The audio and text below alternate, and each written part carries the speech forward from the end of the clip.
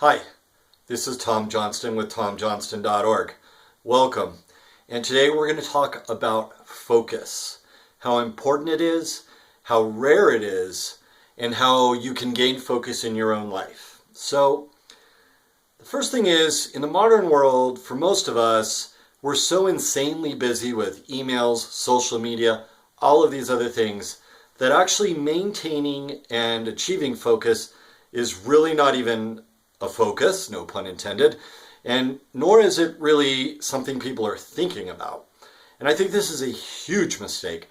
As we get more and more busy with our everyday lives, we have to set priorities, we have to figure out what it is that we want to achieve, and we have to find ways to filter out everything else.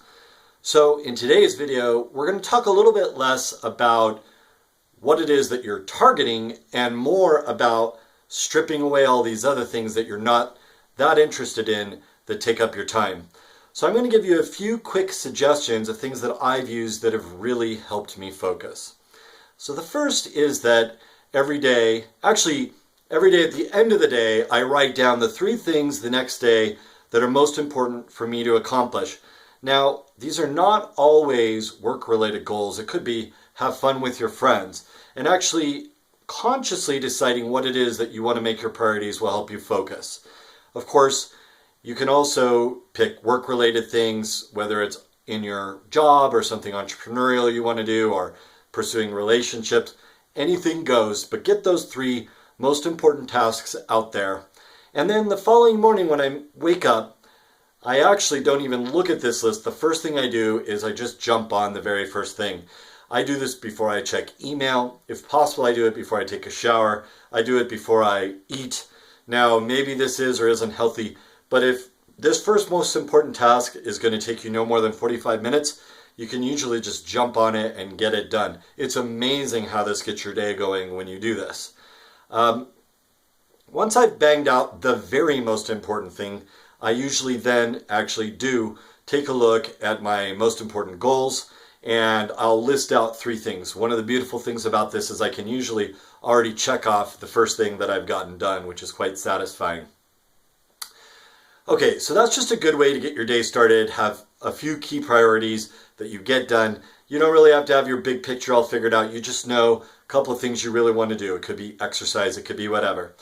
Okay, another thing is streamlining the environment you work in. So turn off all push notifications unless there's a really good reason for you to have it on your phone, on your computer, on your tablet.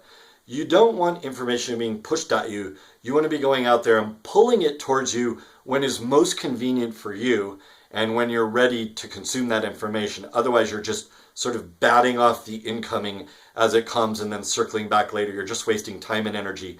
Similarly, just be constantly unsubscribing to emails that are coming in that you're not interested in.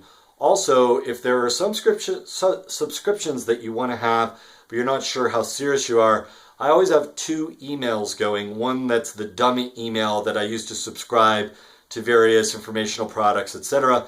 And the other is my true, real, personal, and professional email that I only use with people I know and trust and plan on having a long relationship with.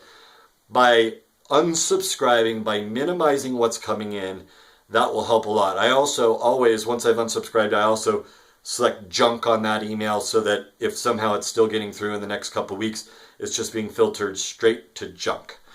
Okay, the next thing, and this is where I actually think it gets a little bit interesting, is to start incorporating focus as a practice in your life. What do I mean by that? You know, a big part of focusing is stripping away what you're putting your attention on that you don't need to. And this can come in 3 ways that I can think of off the top of my head. The first is your physical world. I'm just looking around the room here as I talk. You know, what are the things that are in your physical world that don't need to be here at all? And you just start going through your closet, your drawers, etc., and just start winnowing out those things that you don't really care about, that they're just taking up time and energy. You can go ahead and sell these on Craigslist or on eBay or whatever, or just give them to Goodwill, depending on whether they have any value and whether you want to bother with making the sale. I do both a lot. Okay, beyond physical items, there's digital items. Do you just have a gazillion emails in your inbox that haven't been processed, or even in ancient folders?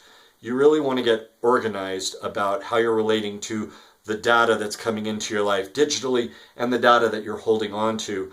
And you want to let go of the data that doesn't really matter to you anymore and just get rid of it. For me, something I've done recently is I've gone through and started looking at, I'm a bit of an information hoarder, and I tend to hold on to emails from girlfriends from like 15 years ago. It's a little bit ridiculous. It's not that I'm so connected to them anymore, but it was a positive experience.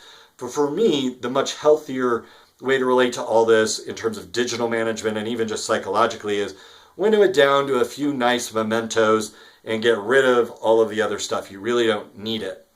Okay, there's a third area where I think you can winnow out stuff that's taking up your attention, and it's actually the most subtle and just as, if not more important than the other two that I mentioned, and that is in your mind. What are you doing? What are you thinking about that really is not helping you? What are these recurrent thought loops that just keep coming up over and over again, but you're not actually making any progress through these loops? And if you start to look at this, you'll find that for most of us, and I put myself to a degree in this camp as well, frankly, half of the thoughts that are floating through, if not more, are not really productive, not really getting us towards goals, not really bringing joy. They're just loops. They could be regrets, they could be worries, they could be emotional scars that you haven't dealt with. Well, the bottom line is, I call this under the big rubric of brooding. What are you brooding about? And you know what? It doesn't do anything for you. It's very human, it's very normal. We all do it, and it really is, in a way, a uniquely and beautiful human thing. But we don't need to do too much of it. And I have a couple of techniques that I would suggest for you to just let go of this stuff. The first is, if you find yourself regularly thinking about something in a way that it's a negative thought or it's not productive, write it down and make a journal entry out of this. What you can do is you just write down whatever it is, start writing your feelings, your thoughts, and it's up to you. You can take as long as you want, but you don't want this to become some sort of endless mental rabbit hole. For me, 10, 15 minutes is plenty. Write down the thoughts, write down the feelings, and then towards the end you say, okay, I'm done with this, I'm letting it go, I'm making a cut with this thought loop. Another way you might think of, like, you have energy ties to people, you cut those cords. You don't have to cut them completely, cut them to the point where it's healthy. The bottom line is, if in your mind you are distracted and you have these loops going, you want to find a way to get them under control, just like you want to get your physical life and physical space under control and your emotional life, digital life under control. So it's a matter of looking at these things, and rather than just sort of vaguely considering them over and over, you get them out and you more formally consider them, and you make a conscious decision to cut this and stop it and get it in its right place. You may conclude you need to take action to somehow get this under control, reach out to somebody and apologize, or just let it go. There's a million ways that you can do this, but in any case, we're looking for ways to get focused. So my challenge to you is, for the next week, as you are striving to become more focused, is each day find one thing that you can give up that will allow you to focus more. This could be a bunch of clutter that is on your bookshelf that you don't need. You can give those books away or sell them if you can. It could be other physical items, just old clothes that you're never going to wear, old shoes. Just get it out of there. It's going to help you focus. Everything where you're minimizing and getting only things in your life that have value to you and matter to you presently, you will find it gives you tremendous energy and lightens your load. Okay, another area in the next week that you can look is digitally, where old stacks of emails you can throw away, or other paperwork for that matter, or digital pictures that you don't need those thousands. Just winnow it down. And thirdly, as I mentioned, just start checking on these mental loops. What are the unhealthy thoughts that are just, you're not progressing, you're not actually getting anywhere with these thoughts. They're just kind of over and over. You can stop these. You just got to get them, you got to give them more conscious attention now and flush them out and make a break with that thought pattern. On some of those, you may need to do it more than once. That's fine. Again, I encourage you not to turn this into, poor me, I'm going to, scribble for 3 hours. I mean, look, if you need to do something like that or talk it over with a friend, do. I mean, everybody has some real issues they need to talk through and take the time on. But I'm not encouraging this to become a navel-gazing exercise. This is like practical, boom, we're going to get this squared away, just like you were chucking something out that was physical. So 1 a week. I know you can do this easily. Actually, no.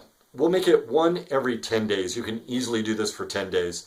Then at the end of 10 days, if this is still going strong, just keep doing it daily for as long as possible. You start getting this narrowed down. If you want, you can dial it back to once a week and do that for maybe 3 months. And then it's really up to you if you want to make it monthly or, put a reminder in your calendar, some sort of way that each day or week or month or however long you're thinking of purging and winnowing things down.